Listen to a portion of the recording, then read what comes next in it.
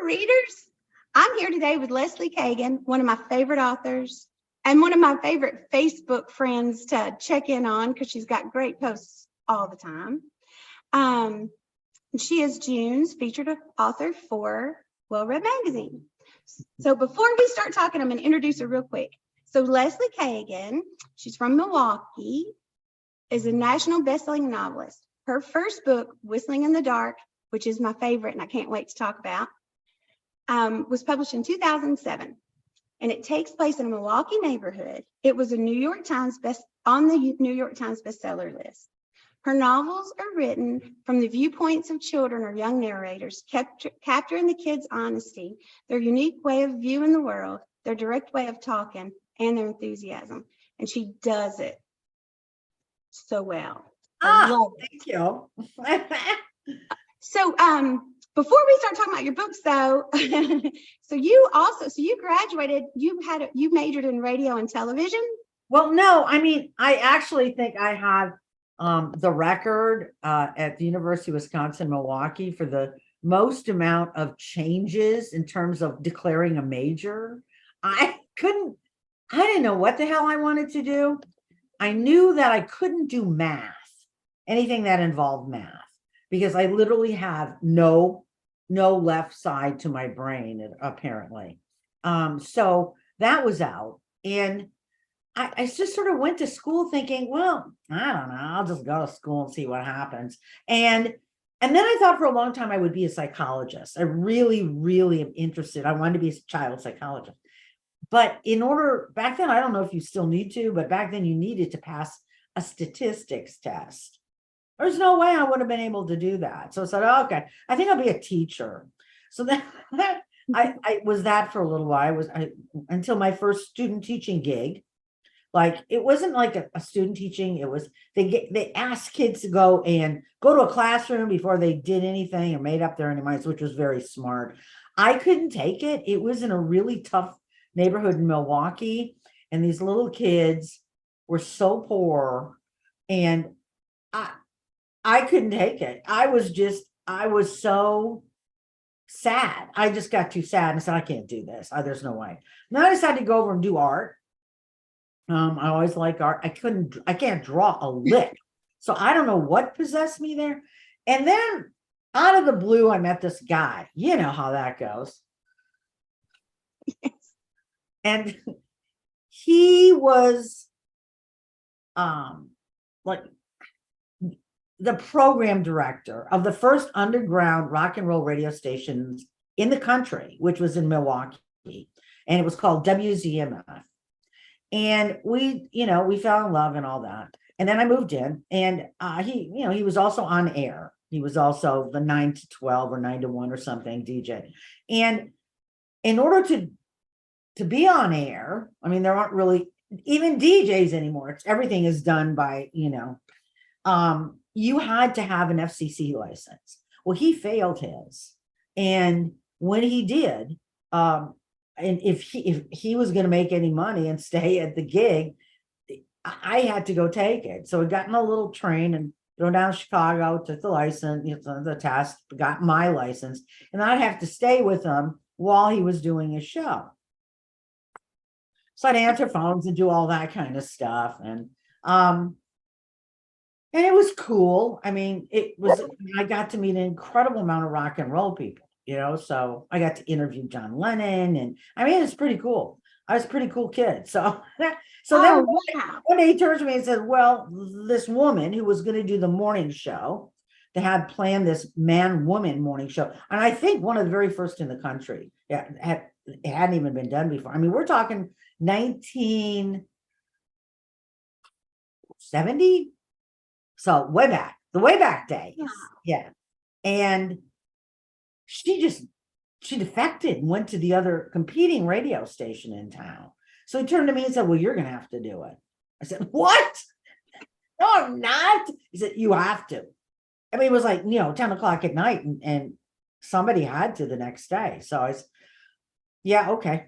So I was working with a really pretty experienced DJ by the name of Stevie Stevens. And I'll tell you, Mandy, the second I opened up that microphone, boom, I knew exactly what I wanted to do. And from there, it just went kind of nuts, I was also that kid who everybody thought was going to grow up to be a writer. Writing came as easy as math comes from some kids. That's how, writing was just always such a big part of me. And it never, I was not even conscious of it, to tell you the truth. But I started out pretty young. The first time I got anything written was that I remember distinctly. Excuse me, there was an all-school poetry contest, and I was in 4th grade. And you have to write something, and then you won a prize. And I went, I love prizes. They didn't tell you what it was, but it's probably a holy card or something. So it's a Catholic school. I was brought up Catholic. And so I wrote this great poem. I am the sun, I am in the sky, and very soon I'll tell you why. God made me and put me there for all of you, my light to share. I glow like emeralds in the sky, and maybe rubies dipped in dye. I'm very hot, as you well know. God made me just to. Okay, so the thing is, I was a pretty cagey kid. I figured out the more times you mention God, you're going to do good at a Catholic school. I won the thing and won a silver dollar. And I'm telling you, in 1959, that was a ton of dough. I was so excited. And then the next thing I did is I decided, I grew up in a blue collar neighborhood, okay, on the west side of Milwaukee. So, I was a weird kid. I wasn't the kind of kid, sometimes I was weird. Other times I was just like every other kid that ever grew up on that side of town. But I decided I really love television.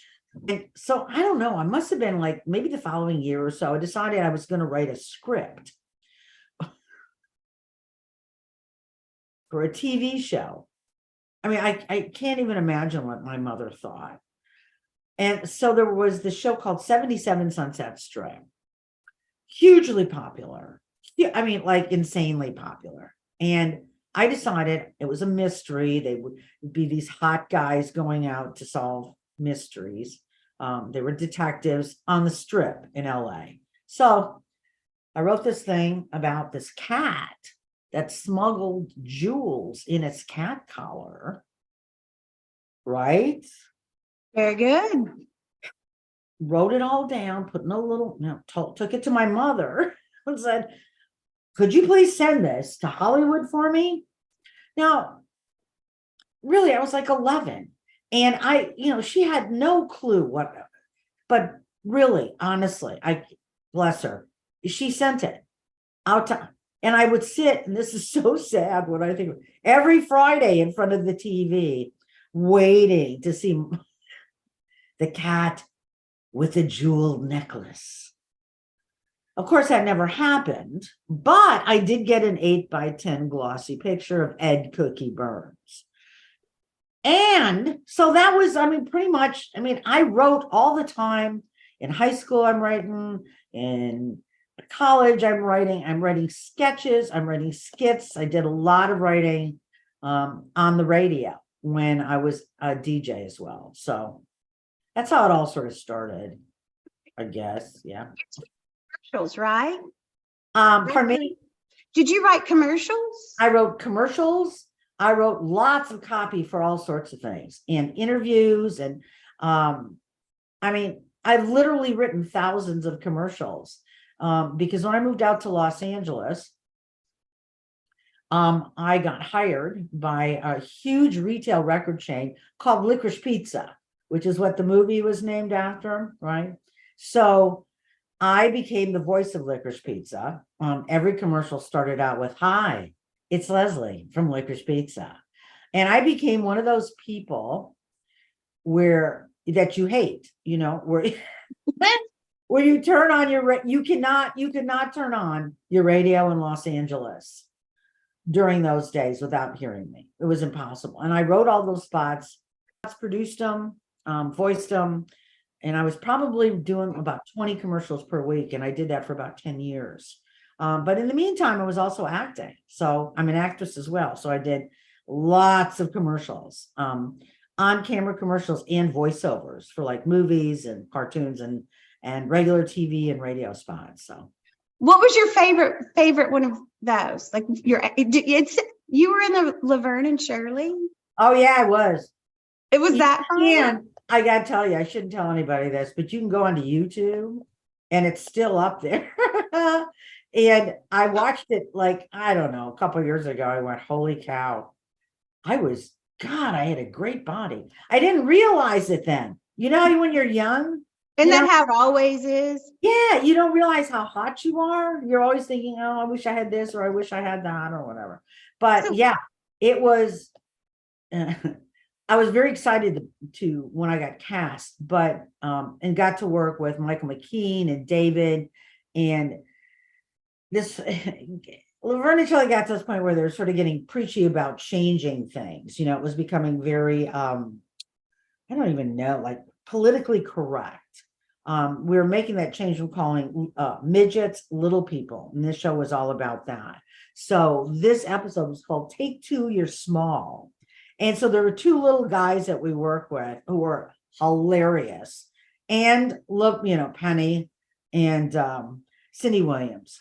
And when you got cast in the show, a lot of actresses weren't that excited because they called it Laverne. We called it Laverne and Surly because Penny Marshall was fantastic. Cindy Williams, not so much. I mean, it was a gigantic show. I mean, just far as I don't even know if you didn't live this, how you can understand how gigantic it was. And then spun off Happy Days, and you know, it's massive. So yeah, I was a guest star in that show. I did some movies of the week, little tiny parts. Mostly I made my living doing voiceovers and commercials, you know. Yogurt. Yeah, I was just like, oh, it's the active ingredients that I like, the ones that are stirred in throughout. You know, I had that kind of face where I'm not so gorgeous that housewives won't buy the product, but not, you know, so unattractive that people go, ah, yeah. Don't look, Marvin, you know. So yeah, so I did good. I did good. Fun. So many stories. I bet. Well, yeah, but on this other hand, it's the same thing as being a writer. I mean, I've been in the entertainment business my entire adult life, which is a very long time now. I've never actually had a regular job. I mean, working at Licorice Pizza, I also did marketing and stuff like that. But and then way back when I was in high school, I think I taught like swimming or something like that. I don't barely remember now. But you know, I never made my living at a regular job. It is very difficult to be an independent contractor because that's what we are, you know. Yeah. We are small business owners. You are your small business owner. You are your small business and you own you. Same here. It's difficult. I mean, there's lots of freedom and it's wonderful, but there's not a guaranteed paycheck. So it's always a hustle. It's always a hustle. It's a lot of work. It's a lot of work where, yeah, you know, maybe somebody else will say, oh God, that sounds like fun. Well, yeah, there are elements of it that are wonderful. I mean, I got to be creative my entire life. And that's pretty cool. But also it's scary as hell because I don't know, where is this coming from? I mean, I got lucky. And because I did so well, I joined the Screen Actors Guild and American Federation of Television Radio Actors, and they have wonderful healthcare programs. But there's like all these things you know people don't understand about writing. I think that makes it so very difficult. Certainly full time. I mean, I want everybody to write. I truly do. I don't want everybody to publish. I don't. It's not for the faint of heart. people don't understand. I mean, I can remember way, way back when I read Anne Lamott's book, Bird by Bird, one of my favorite writing books. She has a sentence in the book that says, listen, don't be too excited about getting published. It's really not what it's cracked up to be. And I remember reading that thinking, oh, that just can't be true. It can't possibly be. It is. It's really, really true. So I want people to write and have the enjoyment of writing and not be too discouraged if they can't get published. And if they do decide to self-publish, to be happy with self-publishing, that you created something. Because to be a really successful self-publisher, you have to know an awful lot about marketing and buying ads on Amazon. And it's really, really impossible, I think, in many ways for people to do well financially, self-publishing. Because it costs a lot to promote yourself. It costs a huge amount of money. And on top of that, I mean, you got to understand how many books are out there now. I was doing stuff before the internet was invented. So, bookstores were the only place you sold books. And there were only the traditional publishers. I mean, there was no, self-pubbing or Amazon or any of that kind of stuff. And that was horrible in a different kind of way, because if you didn't get accepted by them, that was it. I mean, my first book, Whistling, and this is a perfect story that I like to tell all writers. Back then, you had to have an agent. You had to have an agent, you had to go through a traditional house to get published. I knew I'd have to have an agent. I had agents my entire life. So it was like, oh, okay. I mean, once I completed the story, I thought, God, I love this thing. I should try to sell it. So, okay, how do I do that? Because I'd never published a book before. So I thought, okay, of course, I read lots of books about how to publish a book. And I thought, oh, you need an agent. I thought, what a breeze. I'll get one immediately. Never had a problem getting an agent before. It's the worst entire part of publishing, getting an agent. And so many people just give up and quit at that point because they can't take it. They just cannot take it. It's even 10 times harder these days than it was back then. My book, I mean, I was rejected. Whistling was 151 times before I landed an agent. Now, this should give people a really good idea of why they should not get disappointed if an agent rejects them. Because quite honestly, Mandy, nobody in this entire business knows exactly what's going on. It is one of the worst business models I've ever been exposed to in my life. I mean, I couldn't believe it after I did it for a while. I thought, well, wait a minute. They give these people like $2 million for an advance. And then what about all their other writers? And then once they give them, I mean, I had a friend who had an obscene advance, and they don't do that so much these days, but back then. And then they didn't bother at all to really advertise or market the book. So I said, well, how does that make sense? I was also in the restaurant business. This would be like opening a restaurant and then not telling anybody about it, or giving them the address. That is not a good business model. And that's what I feel for every writer out there who is looking for an agent. It's horrendous. And I mean, rejection is my middle name. When you're in the entertainment business, that's all that you hear. I mean, until you land a job, it's a lot of rejection. So you become, oh, okay. It doesn't, at first, no. I mean, it was interesting though. Getting rejected for commercials or an acting job. it wasn't that big a deal to me because so much of it is based on specific looks. And I know I'm talented. So I also know I'm a really fantastic writer. I know the stuff I'm not good at either.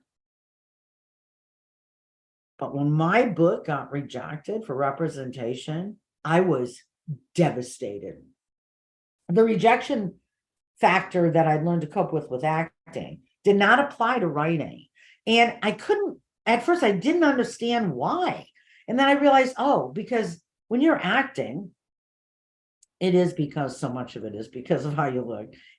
And on top of that, my heart is not, my heart is in the pages of these stories. Yeah. The rejection, oh my God. It devastated me until a certain point. And then, we can only absorb so much pain. But I did have that point where I thought, okay, this isn't going to happen. When should I stop torturing myself? I guess Agent 151. Because in that little book that nobody wanted to represent. No, people say, and agents are sometimes very mean, said not nice things about, etc.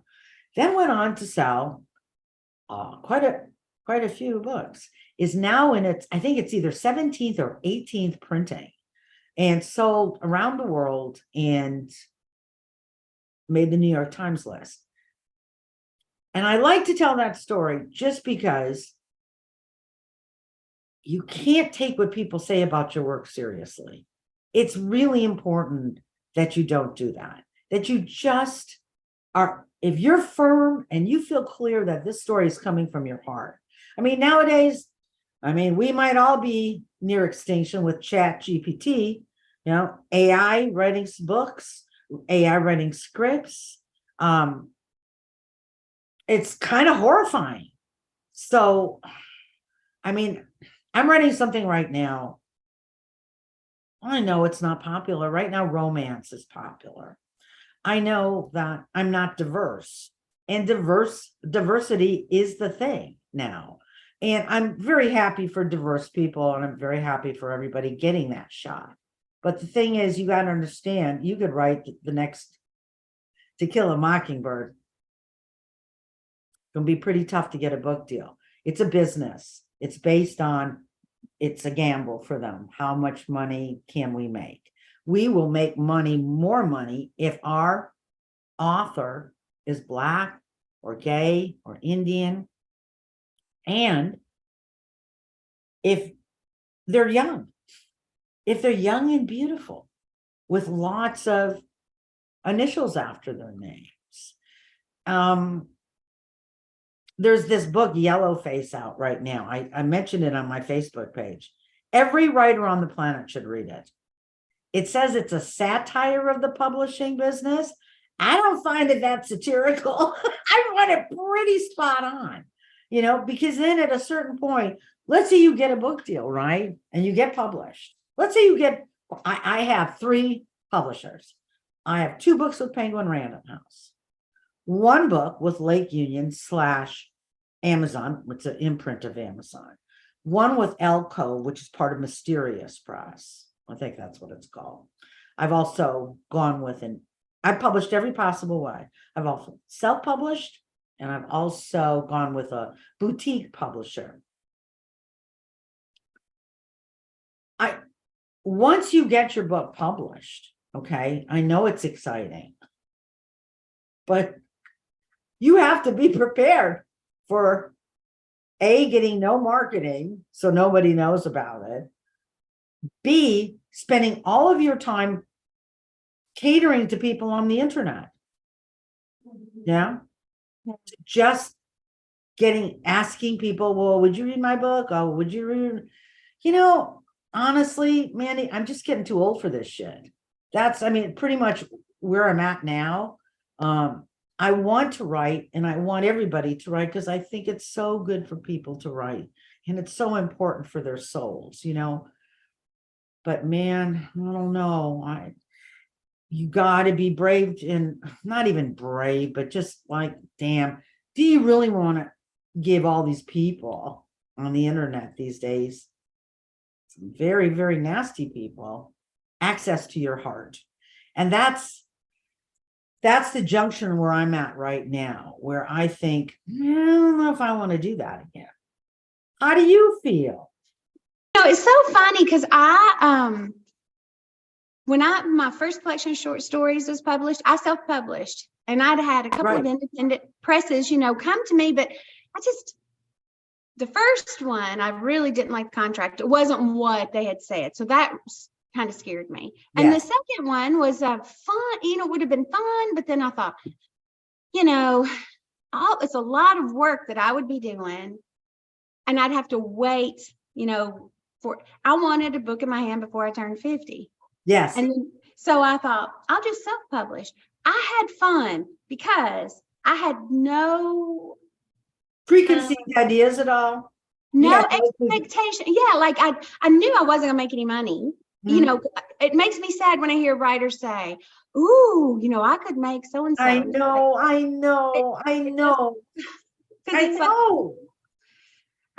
So I wasn't expecting money. I just wanted my stories to be read, and I wanted to see if they connected with people, and they did. And it's like that was so cool. That's because you're a wonderful writer. Oh. Thank you. You're welcome. Well, and that's what makes me so sad when you're talking about you don't know if you want to write another one. I'm like, no, you got to. Well, I love to read. I've never gone a day, I don't think almost in my whole life, that I haven't written. I'm not even sure. I don't know if I could do that. I mean, that would be like, it sounds so hokey, but I mean, it'd be like not eating for me. It's so deeply, deeply ingrained in me. But, it's like I tell people, good cooks who want to open, God, I go, you're a fantastic. I go, yeah, I'm thinking of opening a restaurant. I go, don't do that. Because cooking and enjoying cooking and presenting lovely meals is one thing. Monetizing it and presenting it to the public, that's a whole different ball of wax. And it's heartbreaking to me, the misconceived ideas that people have. Yeah. It's hard. I gotta admit, I've gotten to the point now where somebody, I sort of always been that way. If somebody comes to me and says, ask me about a publisher, I'm not going to lie to them. My allegiance is more to a sister writer than it is to a publisher. So I go, don't do it. Don't sign with them. You're going to be sorry. So good for you. We need more people like you. Well, we need more honesty amongst writers. Everybody is so afraid. Oh my God, what if this gets back to so-and-so? Or what if this I've had so many agents. Someone said, well, how many literary agents have you had? I went, I'm not exactly sure. I want to say it's like 6, maybe more. And they have run the gamut. From incredibly high powered to a woman who started telling everybody that she was the one who discovered me. I went, no, you didn't. And stop saying that. The problem with agents, okay, this is one of my biggest beefs in publishing is writers idolize them, want them so badly, and will do anything they can to get an agent because they know that they're the gateway to publishing. Maybe. And that's what people forget. People forget that, yes, you can get an agent. It doesn't mean that agent's going to get you a deal, and then once you get the deal, doesn't mean your book's going to sell. And if your book doesn't sell, you're not going to get another deal. It's a hard, cold, cruel world. It's just that simple. Yet, I want everybody to write because that's where the payoff is. And that's what sometimes people don't realize. Being honest about different things. There are a lot of writers who they're not lying about how well they've done. They're not. Oh, yes, they are. Well, maybe I exaggerating a little bit. And that's the sad part because that's not helping your fellow writers. Yeah, like no, hardly anybody's making money writing unless your name is John Grisham, Stephen King. yeah, James Patterson. I mean, these people who can crank out these books. Yeah, there are some other. I mean, James Patterson doesn't even write his own books. I mean, and I think there's a lot of people in the world don't even know that he's, it's like the James Patterson Book Factory, and you know, and there are other, very established writers. I mean, Barbara Kingsolver, there's all sorts of writers where, oh yeah, Ann Patchett, oh yeah, okay.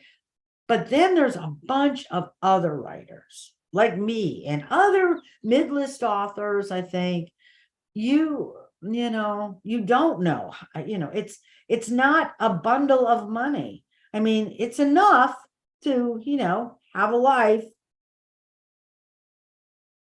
But I'm not going to buy the house James Patterson lives in California. I mean, it's like, okay, it's like one of those things where people say, well, I want to, I don't know. I mean, I'm not into the fame part of it, but a lot of people would like to be famous. I find it a little embarrassing myself. But that could be because I've been well known since I was 20. So to me, it's like, yeah, right. I mean, okay. It's not a thing. But some people write because they want to be famous. They want people to know who they are. Some write for the money. If you want to have ChatGPT write you a book, honestly, the kind of books that it writes are very popular right now, almost completely plot-driven. Plot-driven books are very popular right now. Romance is very popular right now. I think psychological thrillers are on the cusp. I think that they are right on the edge of not being as big of as a deal. I mean, it'll gradually go as they were. I mean, for a while it was big, and I think they're a mainstay. So I think they'll always be popular. But I think when I look at a lot of books, I have to search really, really hard to find something that is appealing to me. To find writing that's sincere. That's sincere. That isn't hard. That isn't completely plot driven. That presents a different kind of take on stuff. I like something that always has got some humor in it, but not doesn't have to be a laugh a minute. One of my favorite, and sort of that nice spot, I do love that nice spot between commercial and literary fiction. I mean, I'm not that interested in high literary. I find it boring and sort of self-indulgent. Just regular high commercial stuff, I find like gives me a headache. It's like, okay. I am the least romantic person on the planet, so romance never works for me. Although I like a little lovey kind of love thing happening, but can't be the whole premise. I am picky as hell, and I can always know, and I bet you can too. I know within the first page if I'm going to like a book or not. Yeah. So I know, and so I will say there have been some. I'm loving this book. Oh God, what is her name? The author. I think it's Quang, but she's fantastic for Yellowface. Great, never before presented kind of story that, at least that I know of. I love certain Midwestern writers a lot. William Kent Kruger kills me. I love him. Not only does he write great little stories, he's a great storyteller. A great storyteller. Leif Anger. I mean, he just absolutely lays me out, slays me. He's such a good writer. And so there are writers that I greatly admire, and I think, oh, I can't wait. And I like to also, read sometimes some like John Sanford kind of stuff. That's just, procedural, boom, boom, boom, bad guys, good guys kind of stuff. I loved Lessons in Chemistry. Have you read that yet? No. Oh, I loved it. I did. It was fun, original, different. I was surprised that it did as well as it did, but then I realized that, how that worked politically. I mean, a lot of the books that you see succeed, okay, are books that have been chosen by very high-powered agents and other factors at work. And so very, very rarely does a book come out of obscurity and go, oh, look, it's like, it's packaged. It's packaged. And I love that book. That was a really very entertaining story. It was that kind of book for me. Yeah. So, I mean, but it's hard these days. It's hard to find something that's new and interesting, different. How about you? Oh, have you read any George Singleton? No. Oh, his new The Curious Lives of Nonprofit Martyrs. Look at that cover. Is that That's not awesome? That's awesome. Okay. So he's written a couple of novels, but he's one of my favorite short story authors. Okay. Okay. This is good. I can't remember. George Singleton. Okay. It's funny. You're like, sometimes you read the stories and you're like, you don't know if you're supposed to be laughing Yes. or not, but you I can't know. help it. Yeah. Okay. And then a new author, Dawn Major. No. Hers, so it's like linked narrative. It's like a collection of short stories, but it's actually a They're all- novel. yeah. Okay. Yeah. Yeah. So The Bystanders. It's really good. So I'm trying Okay. to catch up. I've been bad. I haven't, with the half move, fixing things up Yeah, here. yeah. I haven't had time to do a lot of reading for fun. Oh, Yeah. Fry Gilliard sent me an excerpt from his new book. It's fantastic. Oh, Who is it? Fry Gilliard. So it's Oh, yeah. Okay. I have heard of that person. Okay. Okay. So nonfiction, his right. Yeah. So it's blew me away. I actually hadn't gotten back to him to thank him for sending it to me, but it's So much to do. yeah. Yeah. So it's, I don't know. There's so many books out there. I just wish that everybody. I mean, I do wish that everybody could make a living writing if they choose to do Yes. it full time, Yeah. and not rich, not get rich and famous, but that where you could do it for a living, like Yes. it was a respectable, career. But I just, like you said, so many people have so many stories to tell. I mean, there's so much of it that I mean, I just start to, it's beginning to feel more and more to me. I don't know. It's sort of heartbreaking to me. It just is. I would love, I mean, I read stuff I also teach writing, and these little eager people, and it just hurts me. It just kind of hurts me that I know. I mean, I suppose I just tell everybody, look, it's like winning the lottery. Okay. That's what your chances are. And I'm just going to be honest with you. If you love to write, awesome, awesome, awesome. Please do it every single day, but please don't do it with the idea. I mean, it's great to hope and it's great to dream, but no going into it. I do the same thing when I buy a lottery ticket every week, that'd be awesome, but I don't go to bed at night thinking I'm going to win. And I think that happens sometimes for writers. And so, yeah, I mean, I don't mean to sound pessimistic or cynical. I just think, I think of myself as a realist. And I want people to, just enjoy writing and to get everything that they can out of it.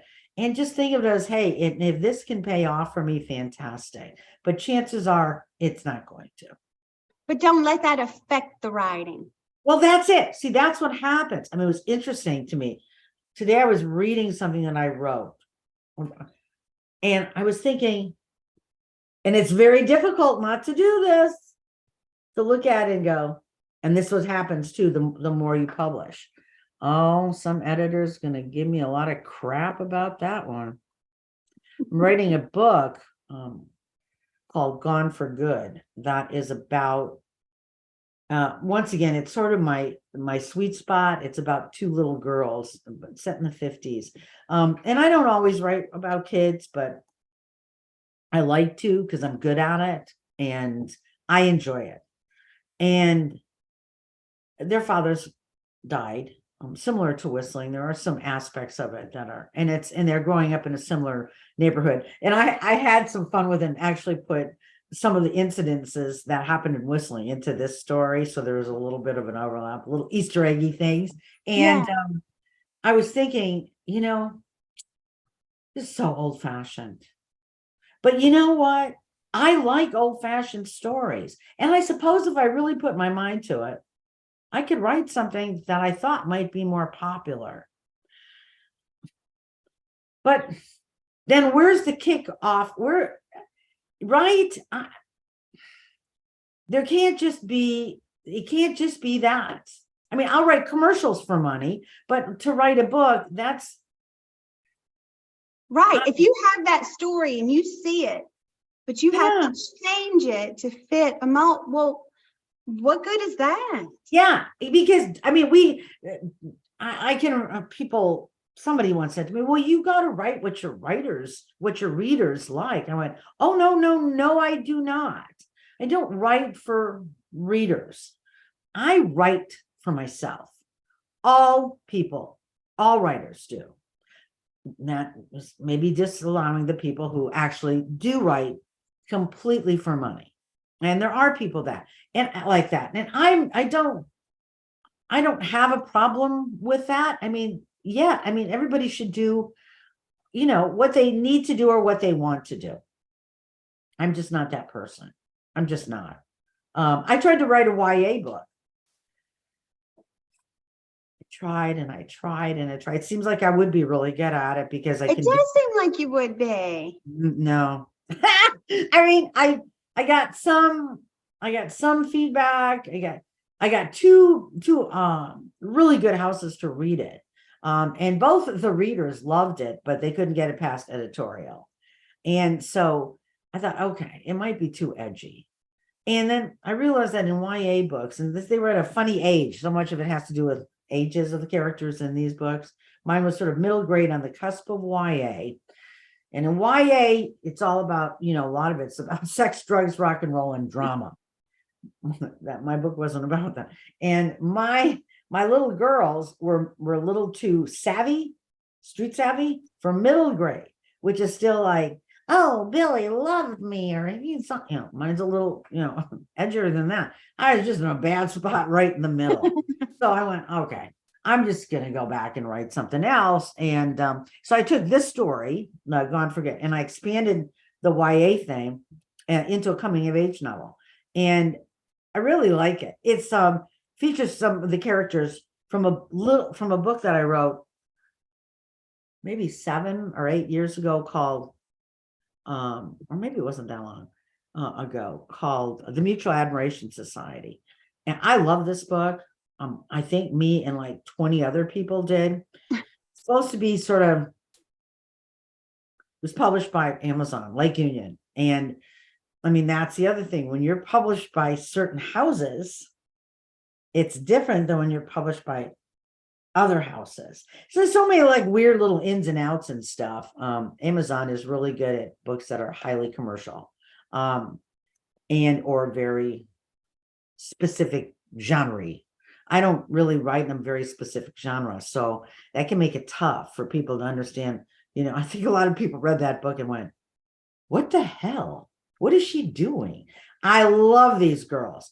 And so I sort of came back to visit with them again and told a different kind of story. So we'll see. Is this number 9 or number 10?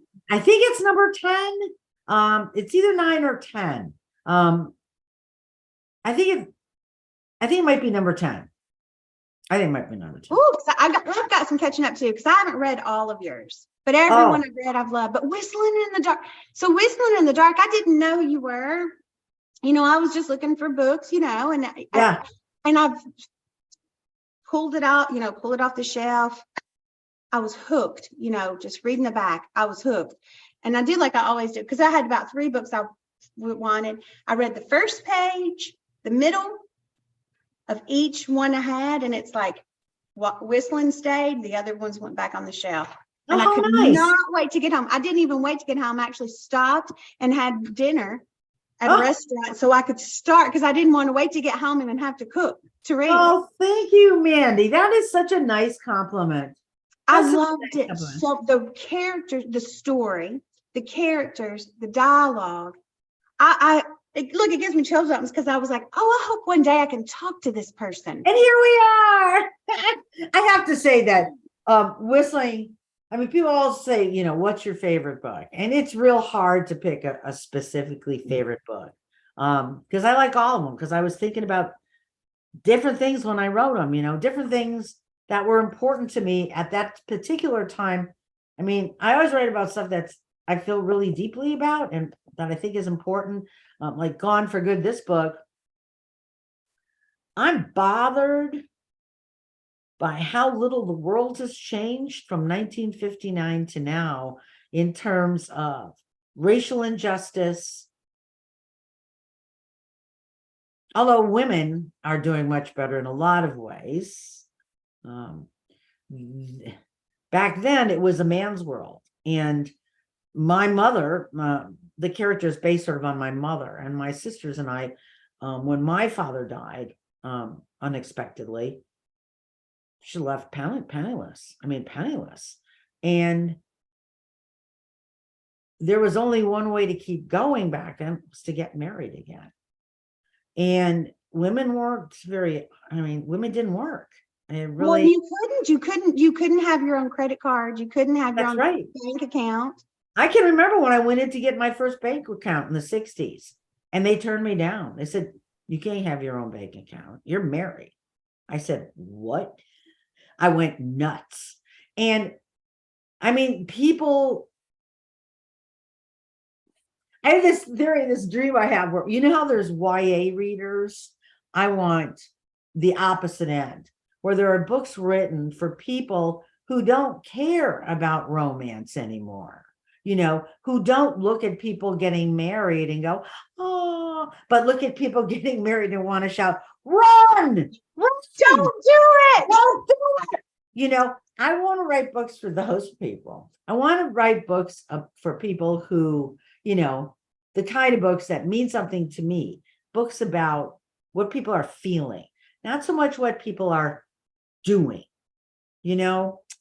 I get, I mean, all books have to have a plot. Okay. So I try to have a plot at least, but I'm much more interested in why people do stuff than what they're actually doing. Okay. Instead of young adult, it's fun adult. Oh, I love that. Excellent. I can't call it old people. I can't, something where people, have a different perspective and want to read books about some of them. I mean, like I like nostalgic history. I like stuff that's historical fiction set in the 50s and the 60s, just because that's when I grew up. I think people like to read about stories about the time when they grew up. Tomorrow, Gabriel Zevin is a really wonderful book, hugely successful. It's set in I want to say the 80s. Yeah, hugely successful. It's about gaming. Do I care? No. Is it beautifully written? I read it. Yes, it's wonderfully written. I don't care. I don't care about gaming. Yeah. And it's not that the characters aren't wonderful and all of that. It's just that I don't care about gaming. I just don't, who cares? I mean, so there's a lot of stuff that's written about, I don't care about a lot of different stuff that other people like. So I just write about what I want to write about. And, somebody wants to read it and likes it, goes, I like that. That makes me happy. But we'll see what happens, Well, it's funny because it's like how you said about genre. and that you don't write genre, like for genre, but your novels can be coming of age, Yep. mystery, Yep. some suspense. Yep. I Historical fiction. Historical fiction, right? Because so it's like the genres. Yeah, it's like I couldn't make up my mind, right? No, but it's good. And see, and this is what's so hard when agents, publisher, they want to put you in a box. Well, listen to this, most agents, not all, but a lot of agents are very, very young. Publishing editors as well. Publishing pays nothing. So they like to get people very young who want to learn about publishing, and they pay them nothing. And then after a while, they get real sick of that, and then they leave, and then they start again. A lot of agents are so young and just starting out, and I don't begrudge them that, but these are the people that are making decisions about what. I'm going to tell you a story about my last book, and then I got to go and get my dog from. I wrote this book every now and then, and that was my most recent book. Set in the, I think it's set early 1960s, and maybe 60. I think 60. And there is a part in the story where there's a gay guy in the story, very peripheral character, and the girls who are just learning about sexuality, they're 11. Are learning about sexuality and stuff, had heard that he was a homo. Okay. Now, a homo, not considered, there are a lot more, derogatory terms for gay guys. And back then, these are little kids. They just repeat, homo. What's a homo? Right. And it's a hilarious word, quite honestly. And most people my age will remember that. Will remember when gay people, nobody talked about gay people, for one thing. It was sort of like not on the radar at all. I had one woman stand up, and there's a gay guy in Whistling, and she said, "This is so unrealistic. There were no gay people in 1959. I said, I thought she was joking. I went, well, where do you think they were invented? San Francisco in the 60s? I mean, these are how people think. So anyway, the editor reads this part where the girls call Bob a homo. She writes back, you can't say that. I said, what do you mean? She said, that's not culturally okay, not politically correct anymore. I went, yeah, well, I am saying that. I said, why? What do you want them to say? Bob, they want us to change it to Bob is gay. I went, well, that's absurd. Because in the 70s, 60s, the 50s, people didn't call gay people. Okay. You weren't homo, and some other not nice names, I guess, but I was too little to really know. So when I first heard the whole concept of same-sex love, it was applied to a gay guy, homo. So, okay. And so I said, so you want me to change? Actually, they had changed it themselves. They'd gone in and changed my manuscript, taken out the word homo anytime it was used, like maybe 5 times, and substituted gay. I said, you cannot go into my manuscript and do that. Well, they can, I suppose, because they now owned it. But I said, if you do it, I will sue you. And which is handy for me since my daughter's an attorney. So I said, don't do that. And I called my agent. I said, I will pull that book. I will pull that book if they do that. That is historically inaccurate. And that's a problem I feel very strongly about right now, is let's rewrite history bullshit. Okay. And am I real pleased with the stuff Robert E. Lee did? No. But guess what? He did it. You can't pretend that didn't happen. Yeah. What are we going to do? I mean, that's absurd. So I said, finally I wore the editor down, and she said, okay, fine. We will take out gay and put back homo. I said, thank you. I get another copy of the story back. And by this time, I don't trust anybody. And I'm looking at it, and it's important, everybody, when you get a manuscript back, to read it very carefully. And I'm reading it. Well, there's another point in the book where the girls are swinging on a tire swing in the back of one of their backyards. And the character said, oh, we were having a gay old time. Now, when the editor went back, she pressed replace all. So in the new manuscript, it says, the girls and I were having a homo old time. I started laughing so hard, Mandy.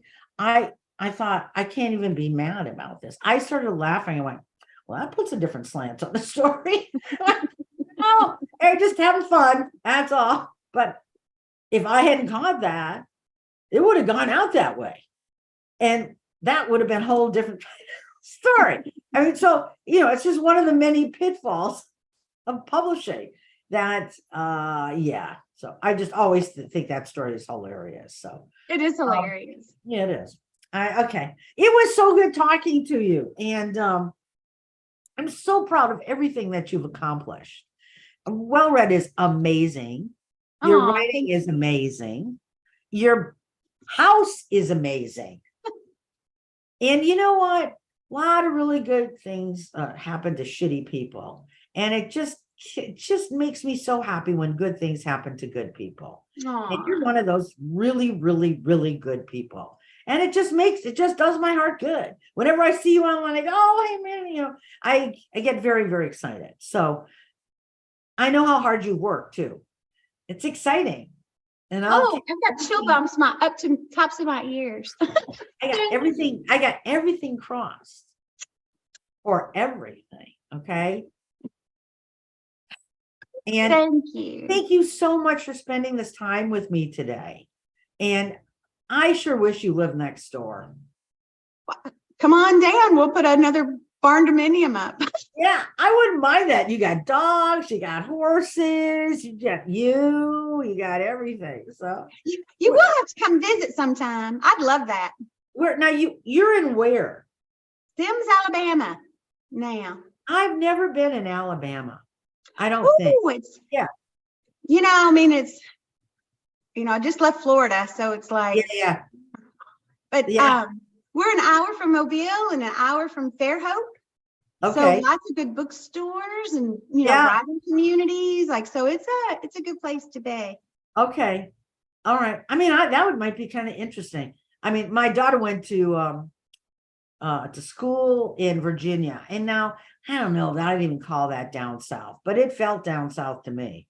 Small town Virginia, and boy, when they say there's no difference between the North and the South, then people haven't spent any time in either place, enough time in either place. Right. So it's a completely different culture, completely way of doing different things. And it was an eye-opener for me. It's a really, really huge eye-opener for me, So beautiful too. I mean, the South is so beautiful. West Virginia is one of the most beautiful places I've ever driven through in my life. It is. But then you got that flip side of how poor it is. Yeah. We could talk about this. We could. Okay. I love you. And I thank you so much for having me. And I hope people read some books, and I hope they read some of my books and your books and enjoy the rest of their summer. Yeah. So I'll put all your contact information in the details. Thank you so much for featuring me. It's my pleasure. My pleasure. Thank you for doing it. I swear, I wish I knew how many years ago it's been. I know 5, and I think more when I read Whistling, that I was like, I'm not lying. I hope I get to talk to this author one day. So and here we are. And here we are, bosom buddies now. I just love it. Yeah. All right. Talk to you I'll later. talk to you soon. And thank you again so much. And I just feel you make me feel loved and special. Well, good, because you should feel that way. Thank you. Because And you are. you take care. And thank you so much for helping me with the technical difficulties today. I still have no idea. I don't even know how to sign off. So I'm just going to close the whole thing. Okay. Okay. Good luck. Thank you. Bye.